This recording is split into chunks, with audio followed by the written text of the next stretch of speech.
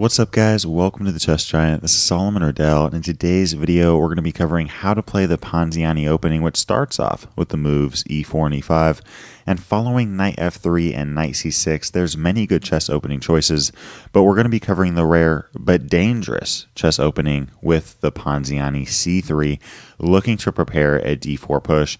And on this channel we've covered many different lines and variations, including knight f6, which attacks the pawn on e4, and d5, advancing right in the center of the board. But in today's video, we're going to be covering how to best play against the Ponziani Countergambit, and I'm not going to lie, this f5 move has caused many Ponziani players much trouble.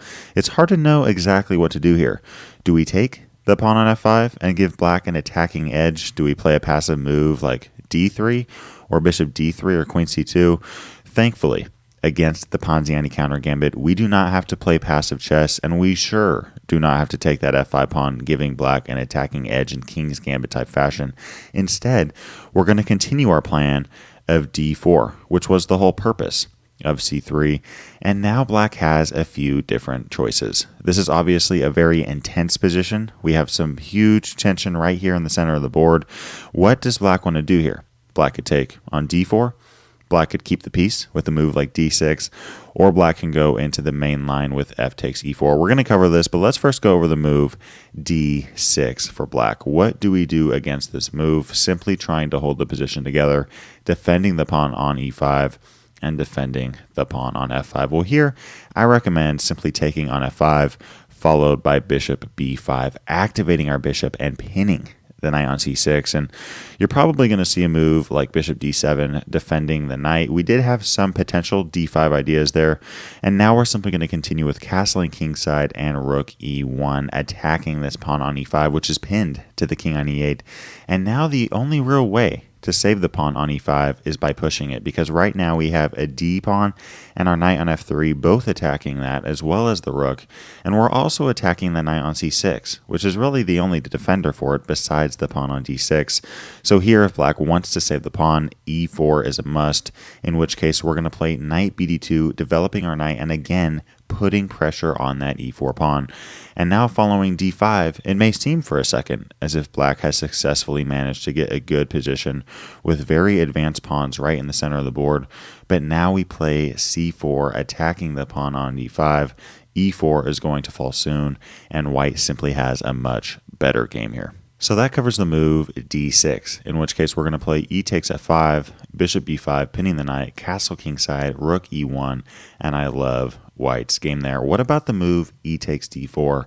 Why is this not really a good option for black? Well, now we're simply going to take the pawn on f5, and most of the time the reason black does this is to play d5, looking to take that pawn back. But here we're not going to take the pawn on d4, but instead play bishop d3, defending the pawn on f5. And now black has a couple of different options. One of them is queen e7 check, attacking our king. And for a second, it may seem as if white is in a little bit of trouble. I mean, we have to get out of the check, and the only real way to do that is by playing a move like queen e2, trading down, bishop e2, going straight back to a passive game, or playing the move king f1, which is what I recommend in King's Gambit type fashion. I actually really like white's game here, and keep in mind, we're sitting at even material, so next move, we're going to take this pawn on d4 and simply be a pawn ahead, looking to play knight c3, followed by putting pressure on that d5 pawn. So much of the time, black will take that pawn on c3, in which we're going to take back now immediately, putting pressure on this d5 pawn. And following a move like knight f6, it may seem as if our king is very vulnerable on f1, but white is completely fine here. In fact, white is simply winning this game with bishop g5, pinning the knight on f6, attacking and threatening taking that pawn on d5, and following a move like queen f7, defending both the knight and the pawn on d5. We're simply going to continue with queen b3, followed by a move like rook e1 check, attacking the king. And here, with our active rook, active bishop, active knight, and queen putting pressure on d5, I simply think that white has a one game. So that covers the move queen e7, in which we're simply going to play king f1, continue to develop our pieces, and enjoy an attacking edge. What if black just takes the pawn on c3 right away? Well, similar to last time, we're going to take back with the knight, putting pressure on that centralized d5 pawn. And keep in mind, black can't take the pawn on f5 because it's defended by our light-colored bishop. So now after a move like bishop b4, pinning the knight, we're simply going to castle kingside, continue with a move like rook e1, checking the king yet again. And black will probably not want to play a move like king f8, in which case we're simply going to have a huge attacking edge as the king will be very vulnerable. So most of the time, black will probably play the best move, bishop e7, simply blocking the check. But even after bishop e7, we continue with bishop f4, and we now enjoy a very active bishop pair, a very strong knight pair on c3 and f3, ready to jump into this game.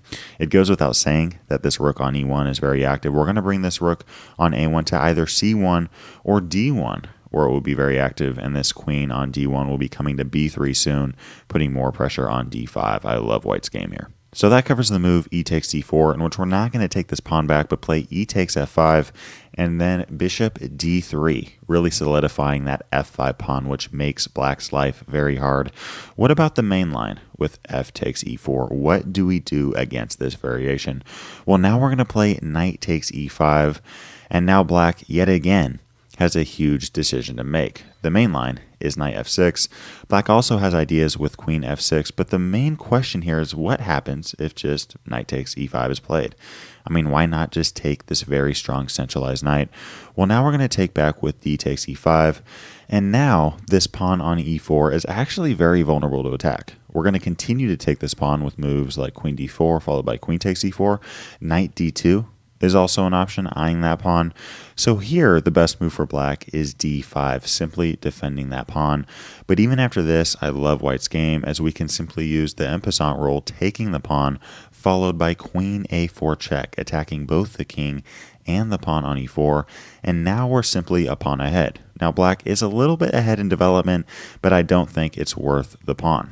For example, following the move knight e7, we're now going to continue with bishop c4. We do not want to allow black to castle kingside, and by playing bishop c4, we attack the very vulnerable f7 pawn and prevent black from castling kingside.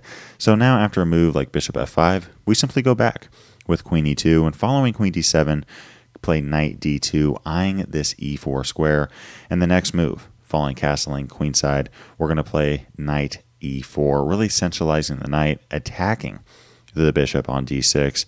And here, if a move like rook e8, this may look very intimidating, and I totally understand why at first sight someone might not want this position with white. I mean, all of black's pieces are active, the bishop pair, both of the rooks pouncing down right in the center of the board, but here white is simply better in this game, following knight takes d6 and castling kingside. We're up a pawn, and black doesn't have a ton to show for it. I mean, let's say black plays a move like knight d5, centralizing the knight and attacking our queen. Okay, we play queen f3, attacking the bishop on f5, and following a move like queen g6, play queen g3. We're ahead in material. We are up a pawn, and when you're ahead in material, you want to trade down. So here we're going to play queen g3, looking to trade down into a winning endgame, and black will probably not want to trade down, and instead play a move like queen h5, in which case we play bishop g5, attacking this d8 rook. We're now going to get our rooks active in this game, and I simply think that with active rooks being a pawn ahead and the bishop pair, we have ourselves a one game with white. So that covers the move knight takes e5, in which we're simply going to take that knight back, and the e4 pawn will become very vulnerable to attack, and black can't really defend it naturally with a move like knight f6 because our pawn would simply take the knight. What about the move queen f6? This is also a decently popular option at the master and grandmaster level, and I now recommend the main line with knight g4. This is a crazy looking move, but really by doing this, we're attacking the queen on f6, and our next plan is to play bishop f4, attacking this pawn on c7. Now black has a couple of different options here with both d6 and d5. Let's first go over the move d6. What do we do here?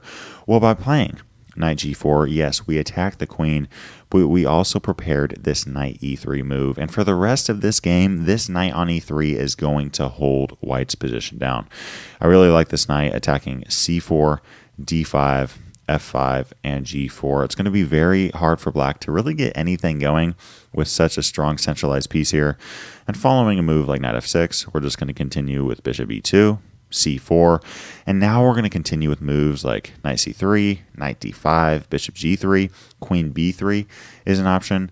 I would give white the slight advantage here, but with coordination of the pieces, the flexibility that we enjoy, as well as the strong centralized pawns on c4 and d4, I would personally much rather have white in this position. That covers the move d6, which really stops the range of the bishop on f4, but d5 also works for black because we actually can't take this pawn on c7 because the bishop would simply take our knight on g4. So here, we're going to play knight e3 again. In either case, d6 or d5, we're going to play knight e3, the whole purpose of knight g4. And now by playing knight e3, we're again attacking the pawn on c7. So black's best move is queen f7. In fact, this is the only move that gives black a fighting chance, defending the pawn on c7 and attacking our bishop on f4, in which case we're going to play bishop g3, simply bringing this bishop back to a more solidified square. And now after a move like knight f6, we're going to continue with, say, queen b3, putting some pressure on that centralized d5 pawn. We can continue with moves like bishop e2, knight d2, and I would give white the slight edge. So again, following the move queen f6, we're going to play knight g4, bishop f4, followed by knight e3, and I like white's game. What about the main line with knight f6? What do we do about this move? Well, we're now going to play bishop g5, a key move in the position, pinning the knight on f6, and following d6, which is a very logical option. I mean, going a move back, this knight on e5 is very active, and if black takes the knight on e5, we simply take back with the d-pawn, and we're pinning and attacking the knight on f6 with our centralized pawn. So here, d6 makes a ton of sense. Get rid of this knight on e5, but we're totally okay with this, as we're simply going to take the knight on c6, followed by knight d2, now threatening this e4 pawn, and following d5, playing f3, really looking to undermine this pawn on e4, and here black can get into a ton of trouble. I think the best move would probably be bishop e7, in which case we're just going to continue with bishop e2, but 9 times out of 10, you're going to see a move like bishop f5, defending the pawn, or e takes f3. What happens if bishop f5 is played, simply looking to defend the pawn on e4?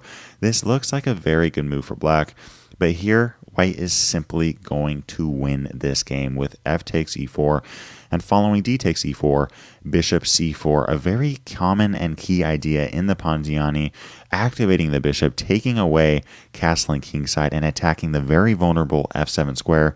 Following bishop e7, we're going to take that knight off the board, castle kingside, attacking the bishop on f5, and following queen d7, continue with queen b3, forming a battery ram with the queen and bishop from the a2 to g8 diagonal. And now black's best move is surprisingly king d8, just trying to find some form of shelter. I mean, going a move back, black can't castle kingside because of our queen and bishop taking away the g8 square. And if black castles queenside, we have bishop a6 with a mate in 1. So here, following the move king d8, we simply continue with queen b7, attacking the rook. And now after rook c8, rook a e1. I mean, our pieces are so active here. We have 2 rooks pouncing down on e4 and the bishop on f5, an active bishop, an active knight on d2, putting pressure on that e2 pawn, an active queen on b7. Not to mention, black has terrible pawn structure. Yes, this pawn on e4 is passed, but it's isolated and is about to be won. And on top of that, black has an isolated and double isolated pawns on c7 and c6. White simply has a 1 position here. Now, going back to this position, what happens if black doesn't play a move like bishop f5, trying to hold on to the e4 pawn, and instead just takes our f3 pawn? I actually think that this is a much better option for black, in which case we're going to play knight takes f3, followed by bishop d3, and following castling kingside from black, this may seem like a somewhat symmetrical position, but I love white's game here. We have a very active bishop pair and can now play knight e5, pouncing our knight right in the center of the board. This knight is very active, attacking 8 squares, and honestly, I think this is a hard position to play with the black pieces. Partly because of the bad pawn structure. We have a pawn on c6 that is very weak. In fact, we're attacking it right now with our knight. And on top of that, an isolated pawn on a7. It's also hard to really know what to do with the bishop pair and with the king on g8 because we have some real firepower on the way with the bishop on d3, eyeing this h7 pawn. I'm not going to sit here and say that this is a winning position for white, or that white is going to win this game within 10 to 15 moves from now, but I will say that this is a very natural position to play with as the white pieces. We're simply going to continue with moves like castling kingside, solidifying the position of the king, and really activating the rook on f1. We can continue with moves like queen e2 and rook a e1. I love white's game coming out of the Ponziani, even following this main line that has been reached multiple times at the master and grandmaster level. If you'd like to learn more on the theory behind the Ponziani opening, a great chess opening choice for white, click the video to the left. If you'd like to explore more chess openings in general, click the playlist to the right. Leave a comment to let me know what other videos you'd like to see covered on this channel. And as always, I appreciate you guys. Thanks for watching. Peace.